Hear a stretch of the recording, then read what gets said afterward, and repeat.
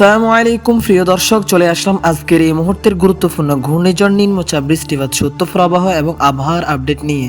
BMD জানিয়েছে 2025 সালের November মাস থেকে জানুয়ারি মাসের মধ্যে বাংলাদেশের বিভিন্ন অঞ্চলে প্রায় 10টি সত্য প্রবাহ আঘাত হানতে পারে। সে সাথে উত্তর বা উত্তর পশ্চিম দিক থেকে ঘন্টায় 6 থেকে 12 কিলোমিটার বেগে হিমেল বাতাস প্রবাহিত হতে পারে। এছাড়াও বাংলাদেশের কোথাও কোথাও সর্বনিম্ন তাপমাত্রা 10 থেকে 12 ডিগ্রি সেলসিয়াসে চলে আসার সম্ভাবনা রয়েছে। ইতিমধ্যেই উত্তর ও উত্তর পশ্চিম অঞ্চলের দিনাজপুর, রংপুর, ঠাকুরগাঁও, নীলফামারী, কুড়িগ্রাম সহ রাজশাহী, যশোর, কুষ্টিয়া, ময়মনসিংহ বিভাগে দ্রুত কমে যাচ্ছে তাপমাত্রা। দেখা মিলতে পারে সত্য প্রবাহ। নভেম্বরের শেষের দিকে বঙ্গোপসাগরে একটি লঘুচাপ তৈরি হতে পারে, যা পরবর্তীতে ঘূর্ণিঝড়ে রূপ নিতে পারে। তবে এর প্রভাবটা বাংলার উপরে পড়ার সম্ভাবনা খুবই কম। তাই প্রিয় দর্শক, আপনি দেশের কোন জেলায় থেকে ভিডিওটি দেখছেন এবং আপনার জেলার এই মুহূর্তে আবহাওয়ার কেমন অবস্থা রয়েছে কমেন্ট করে আমাদেরকে জানিয়ে দিন। তাই ভিডিওটিতে লাইক দিয়ে চ্যানেলটি সাবস্ক্রাইব করে বেল আইকন অন করে রাখুন। প্রিয় দর্শক, চলে আসলাম আবহাওয়ার বায়ু প্রবাহ চিত্রে। এখান থেকে আমরা দেখতে পাচ্ছি বঙ্গোপসাগর এই মুহূর্তে মোটামুটি শান্ত রয়েছে। তবে আমরা দেখতে পাচ্ছি বঙ্গোপসাগরের গভীরে একটি লঘুচাপ তৈরির প্রক্রিয়া শুরু হচ্ছে। প্রিয় দর্শক, তাপমাত্রা স্যাটেলাইট চিত্র থেকে আমরা দেখতে পাচ্ছি ইতিমধ্যে তাপমাত্রা ব্যাপক হারে কমে গিয়েছে। ঢাকা বিভাগে দেখতে পাচ্ছি ঢাকা, নারায়ণগঞ্জ, মুন্সিগঞ্জ, গাজীপুর, মানিকগঞ্জ, নরসিংদী, টাঙ্গাইল, ফরিদপুর, রাজবাড়ী, মাদারীপুর, শরীয়তপুর, গোপালগঞ্জ, কিশোরগঞ্জ জেলাগুলোতে সর্বনিম্ন তাপমাত্রা 16 ডিগ্রি সেলসিয়াসে চলে আসার সম্ভাবনা রয়েছে।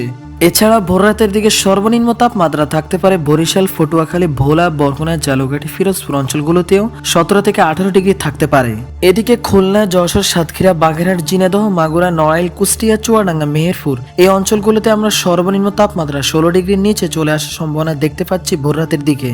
এবং আমরা দেখতে পাচ্ছি ভারতের কলকাতা, খড়গপুর, চন্দননগর, আরামবাগ, এদিকে রয়েছে মুর্শিদাবাদ, কাটোয়া, দুর্গাপুর এই অঞ্চলগুলোতে কিন্তু কোথাও কোথাও তাপমাত্রা ব্যাপক হারে কমে যেতে পারে। উত্তরাঞ্চল শিলিগুড়ি, দার্জিলিং, কোচবিহার, গোয়ালপাড়া, গুয়াহাটি, ধুবড়ী, তুরা এই অঞ্চলগুলোতেও তাপমাত্রা ব্যাপক হারে কমে যাওয়ার সম্ভাবনা রয়েছে। এদিকে রাজশাহী, সিরাজগঞ্জ, বগুড়া, পাবনা, নাটোর, নওগাঁ, চাঁপাইনবাবগঞ্জ, জয়পুরহাট জেলাগুলোতেও শেষ রাত থেকে ভোর রাত পর্যন্ত তাপমাত্রা 15 থেকে 16 ডিগ্রিতে থাকার সম্ভাবনা রয়েছে। এদিকে রংপুর, গাইবান্ধা, কুড়িগ্রাম, নীলফামারী, লালমনিরহাট, দিনাজপুর, ঠাকুরগাঁও, পঞ্চগড় অঞ্চলগুলোতেও কোথাও কোথাও 15 থেকে 14 ডিগ্রি থাকার সম্ভাবনা রয়েছে। ময়মনসিংহ, জামালপুর, শেরপুর, নেত্রকোনা জেলাগুলোতে সর্বনিম্ন তাপমাত্রা 16 ডিগ্রি থাকতে পারে। সেই সাথে সিলেট, সুনামগঞ্জ, হবিগঞ্জ, মৌলভীবাজার এই অঞ্চলগুলোতে আমরা সর্বনিম্ন তাপমাত্রা দেখতে পাচ্ছি 17 ডিগ্রি। এবং চট্টগ্রাম, কক্সবাজার, রাঙ্গামাটি, বান্দরবন, খাগড়াছড়ি, নোয়াখালী, লক্ষ্মীপুর, ফেনী, কুমিল্লা, চাঁদপুর, ব্রাহ্মণবাড়িয়া এই অঞ্চলগুলোতেও 20 থেকে 22 ডিগ্রি থাকার সম্ভাবনা রয়েছে ভোর রাতের দিকে। প্রিয় দর্শক, দিনের তাপমাত্রা পরিষ্কার থাকায় তাপমাত্রা আংশিক বৃদ্ধি পেতে পারে। বিশেষ করে আমরা দুপুরের দিকে দেখতে পাচ্ছি ঢাকা বিভাগের তাপমাত্রা সর্বোচ্চ 28 ডিগ্রি উঠে যাওয়ার সম্ভাবনা রয়েছে। বরিশাল বিভাগের সর্বোচ্চ তাপমাত্রা 27 থেকে 28 ডিগ্রিতে যাওয়ার সম্ভাবনা দুপুর 2টার দিকে। খুলনা বিভাগে আমরা দেখতে পাবো সর্বোচ্চ তাপমাত্রা 27 থেকে 28 ডিগ্রিতে থাকতে পারে। সেই সাথে রাজশাহী বিভাগের রাজশাহী, সিরাজগঞ্জ, বগুড়া, নাটোর, পাবনা, নওগাঁ, চাঁপাইনবাবগঞ্জ, জয়পুরহাট অঞ্চলগুলোতেও সর্বোচ্চ তাপমাত্রা 26 ডিগ্রি থাকতে পারে। রংপুর, গাইবান্ধা, কুড়িগ্রাম, নীলফামারী, লালমনিরহাট, দিনাজপুর, ঠাকুরগাঁও, পঞ্চগড় জেলাগুলোতেও 27 ডিগ্রি সর্বোচ্চ তাপমাত্রা উঠতে পারে। ময়মনসিংহ বিভাগে দেখতে পাবো ময়মনসিংহ, জামালপুর, শেরপুর, নেত্রকোনা অঞ্চলগুলোতে সর্বোচ্চ তাপমাত্রা 27 ডিগ্রি সেলসিয়াস। এদিকে সিলেট, সুনামগঞ্জ, হবিগঞ্জ, মৌলভীবাজার জেলাগুলোতে সর্বোচ্চ তাপমাত্রা 28 থেকে 29 ডিগ্রিতে থাকার সম্ভাবনা রয়েছে।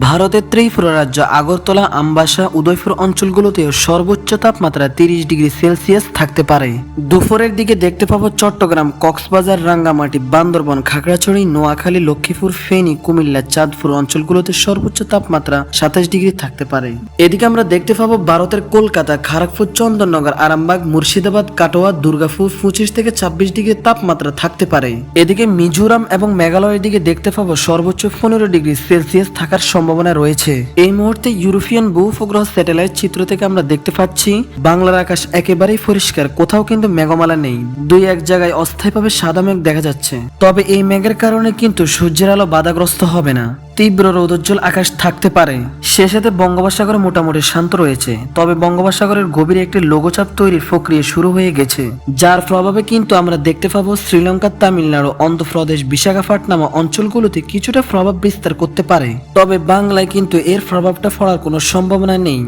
এবং প্রিয় দর্শক, আমরা দেখতে পাবো আগামী কয়েকদিনের মধ্যেই তাপমাত্রা আরো কমে যাওয়ার সম্ভাবনা রয়েছে।